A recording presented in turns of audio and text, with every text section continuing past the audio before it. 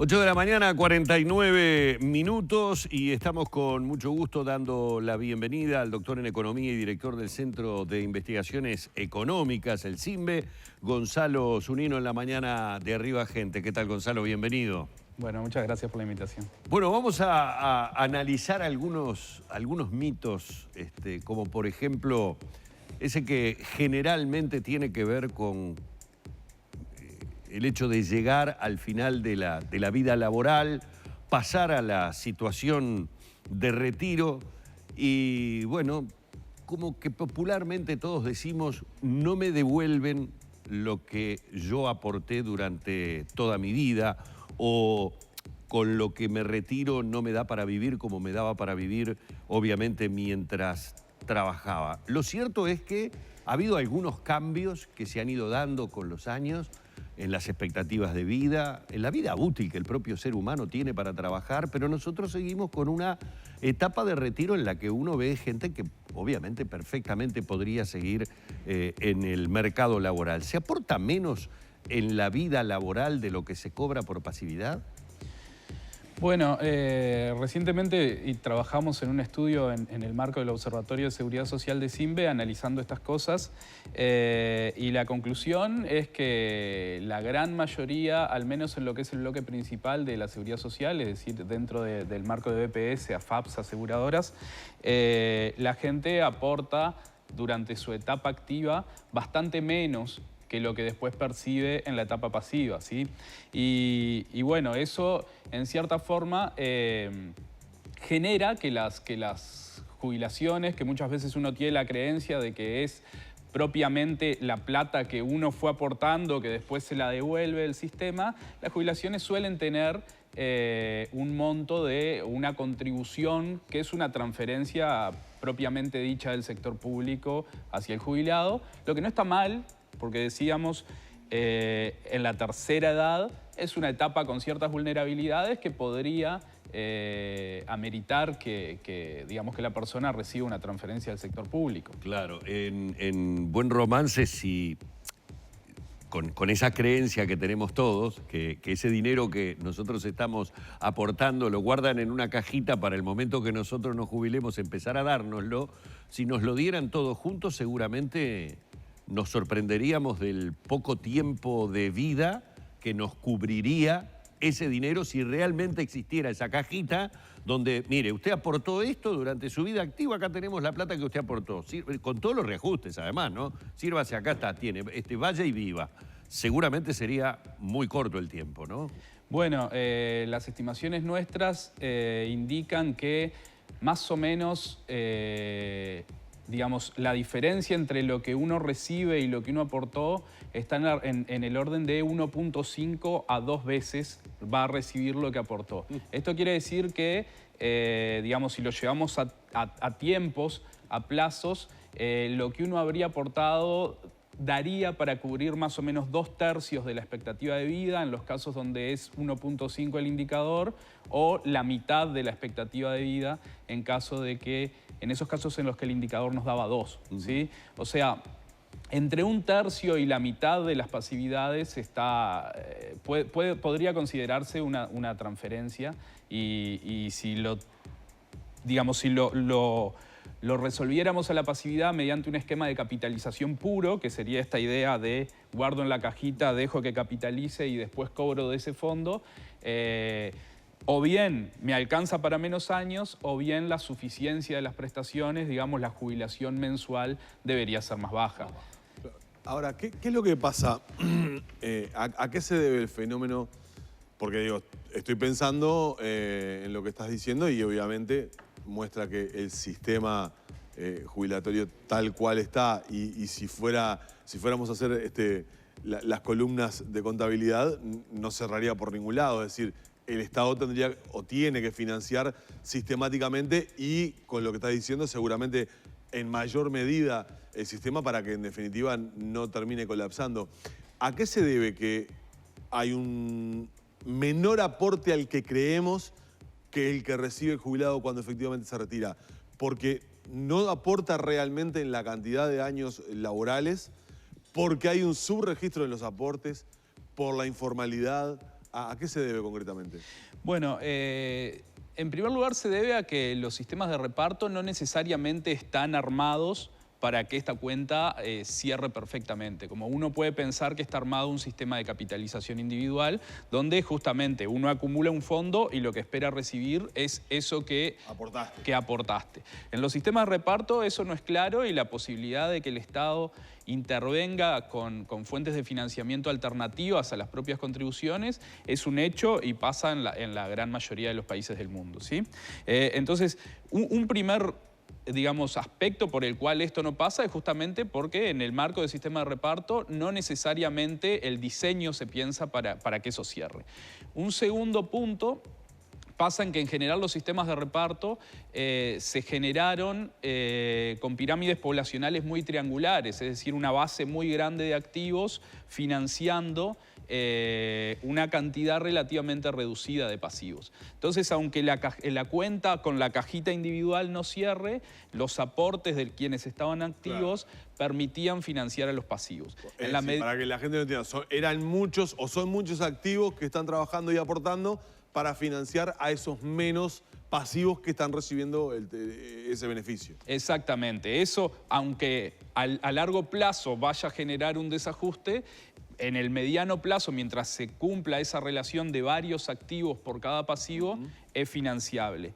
Y bueno, en la medida que la población o el envejecimiento poblacional se va concretando y se va reduciendo la cantidad de número de activos por cada pasivo, ese desfasaje de la cajita individual se nota más. ¿Los cambios en la expectativa de vida han erosionado mucho estos números, estas cuentas, estos cálculos? Sí, claro, los cambios en la expectativa de vida y, el cálculo individual, básicamente tenemos un incremento de la expectativa de vida que es mayor a un año cada una década. Es decir, pasan 10 años y la cohorte que nace 10 años después va a tener una expectativa de vida de 1 año y medio, incluso hasta 2 años, más alta que los que nacieron 10 años antes, ¿sí? Entonces, cada vez los pasivos viven más y entonces con una misma cantidad de aportes durante la etapa activa alcanza menos, ¿sí? Y por eso es también que las proyecciones de sostenibilidad financiera del sistema se ven agravadas, porque en la medida que la expectativa de vida va a seguir creciendo,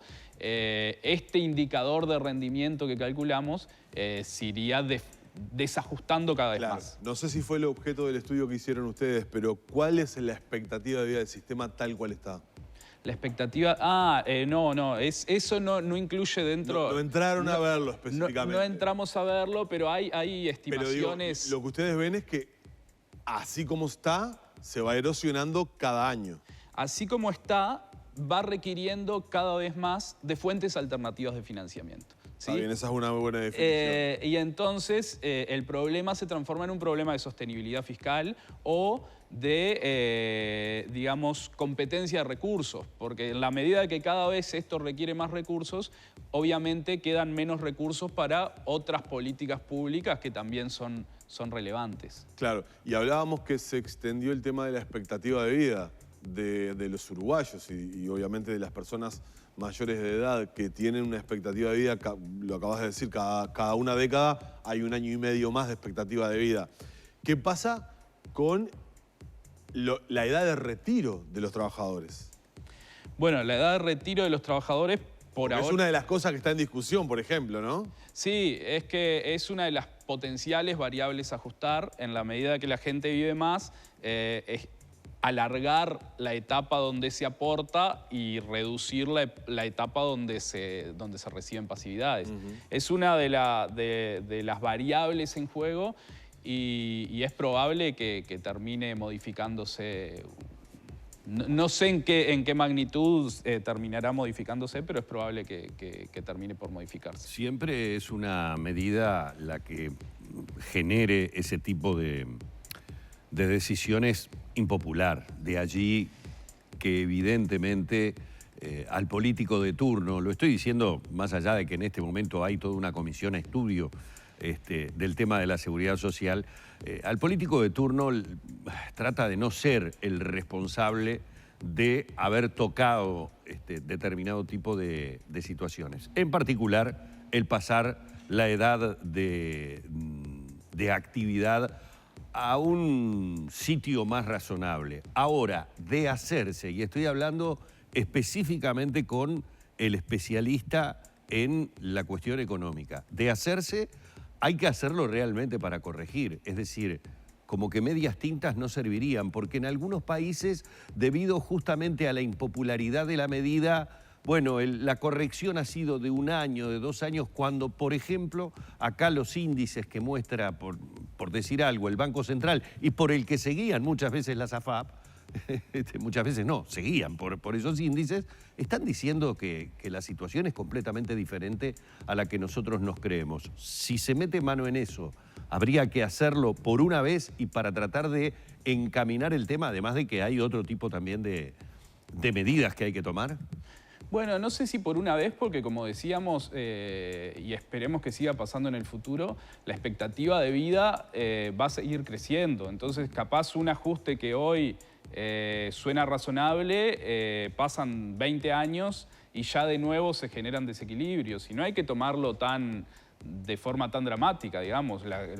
Al contrario, es algo positivo que la gente vaya viviendo cada vez más y haya que ir haciendo ajustes al sistema. Obviamente es una medida impopular, pero de nuevo, decíamos, no necesariamente, ahí un poco depende de lo que el gobierno esté dispuesto a hacer, de lo que la sociedad esté dispuesta a hacer. Porque como decíamos, en el fondo es un asunto de qué financiamos con los recursos públicos. Si llevamos esto a un equilibrio, digamos, donde el financiamiento es puramente contribuciones, básicamente estamos diciendo no queremos que vayan recursos públicos o transferencias hacia los jubilados.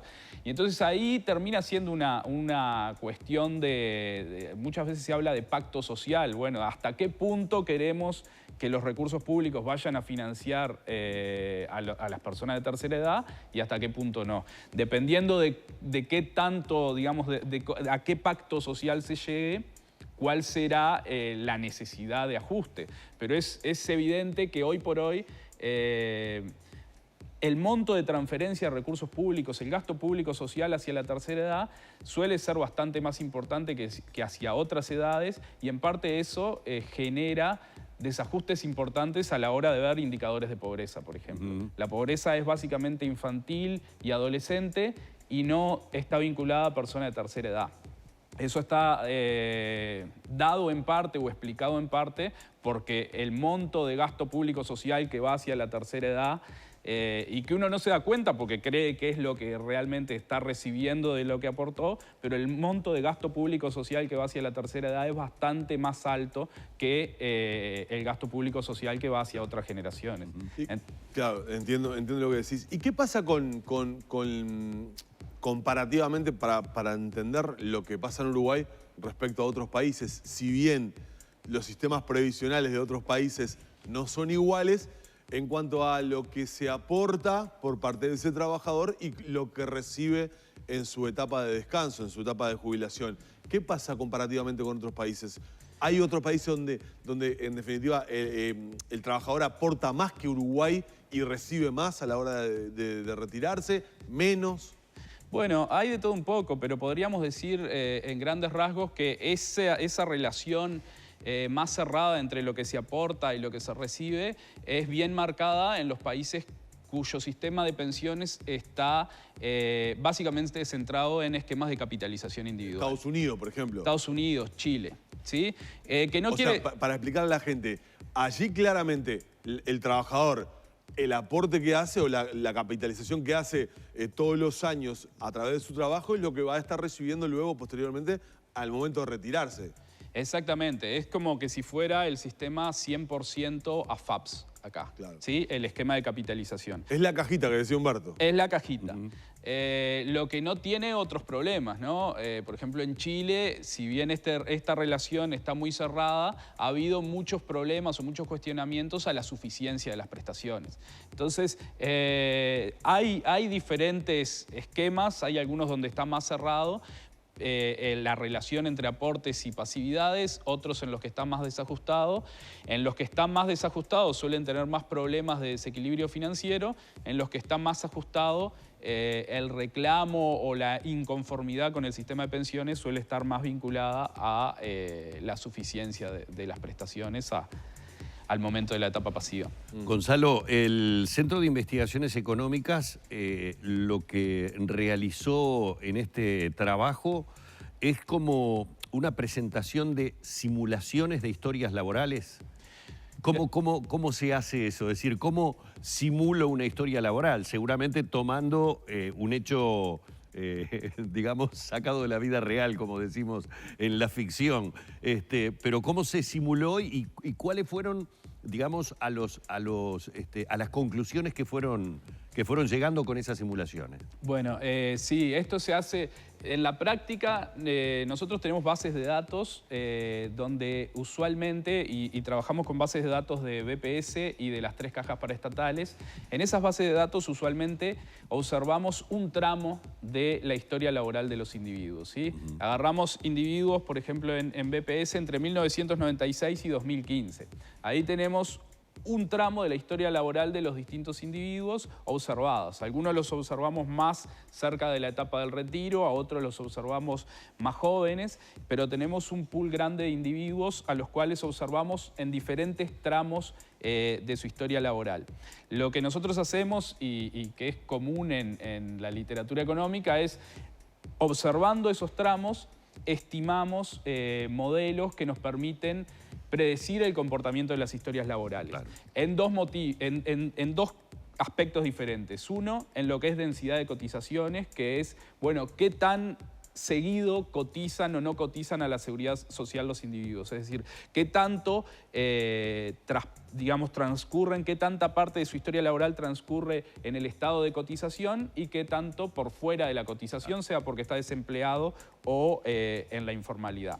Y después, también, digamos, el segundo aspecto que estimamos son las curvas salariales, es decir, los individuos tipo cuánto ganan en las etapas iniciales de su vida y cuánto ganan más sobre el retiro. Claro, lo que uno se pregunta es, si en la vida activa se habla de desigualdades, ¿no? Desigualdades, obviamente, en lo que muchas personas perciben, por lo tanto, en lo que muchas personas aportan. Cuando se topea en la seguridad social una jubilación, ¿no pasa a ser injusto para quien realmente, por la posibilidad que tuvo, ya sea de capacitarse para un determinado tipo de trabajo o lo que sea, haber realizado aportes mucho más importantes? Es decir, esas desigualdades que se dan en la vida activa, ¿se replican luego en la seguridad social, en la vida de pasivo también? ¿Sería bueno tal vez pensar en un sistema con franjas? Bueno, en primer lugar, una cuestión a aclarar es que también hay topes en los aportes, ¿no? Eso genera que quien tiene salarios muy altos, no necesariamente, al menos estamos hablando del bloque principal, sí, no aporta por todo su salario, ¿sí? Tiene un tope a partir del cual deja de aportar. Entonces, si bien después hay topes también en las jubilaciones... Claro, hay topes jubilatorios, te iba a decir, ¿no? Por eso, hay topes en los dos lados. Eso, por ejemplo, nosotros cuando simulamos ahí, que simulamos 1000 historias, de todo tipo, algunas historias con salarios muy altos, otras con salarios más bajos, encontramos que solo en el bloque principal, digamos en BPS, solo alrededor de un 10% recibiría durante la etapa pasiva menos que lo que aportó durante la etapa activa. Ese 10% se reduce a más o menos 5 o 6% si los trabajadores optan por el artículo 8, donde, digamos, los aportes se distribuyen de forma diferente entre las AFAPs y BPS. Claro. ¿Sí? Entonces, son relativamente pocos los individuos a los que podríamos decir reciben menos. Y además, esos individuos que reciben menos se caracterizan por una mejor inserción laboral, con lo cual es muy probable que además tengan mayor expectativa de vida, ¿sí? Los ejercicios que nosotros hicimos están realizados con la expectativa de vida promedio para todos. Es probable que estos individuos vivan más, con lo cual el indicador podría estar subestimado y realmente no estar abajo de 1. ¿Y qué pasa, para ir terminando, qué pasa en términos hombres y mujeres? ¿Esto opera de igual manera o no? Bueno, en términos de hombres y mujeres, los indicadores de rendimiento que estimamos suelen ser más altos en las mujeres porque la expectativa de vida es mayor. Ojo que, y lo último que aclaro, es que estos indicadores de rendimiento no necesariamente se transfieren en una desigualdad de transferencias, digamos, en términos absolutos. Es decir, en las mujeres los indicadores de rendimiento serían un poco más altos, pero las pasividades suelen ser más bajas. Y esa idea que decíamos, te financio el 50% de tu pasividad, la transferencia para financiarte un 50% de la pasividad no es lo mismo en una jubilación de 15.000 pesos que en una de 30, 35.000 pesos. Entonces, en términos absolutos, esas desigualdades que podríamos decir favorecen a las mujeres son un poco menores. Y bueno, y el cálculo que hicimos tampoco estaba considerando la pensión de sobrevivencia, que a veces uno muere un poco antes, pero esa pasividad sigue una trayectoria un poco más larga porque deja pensión de sobrevivencia. Bien, muy bueno, bien. Vamos a agradecerle mucho estos minutos a Gonzalo Zunino, economista, director del Centro de Investigaciones Económicas, CIMBE, por estos minutos aquí en la mañana de Arriba Gente. Muy amable, Gracias. Gonzalo. Bueno, gracias a ustedes. Cerramos por aquí la entrevista.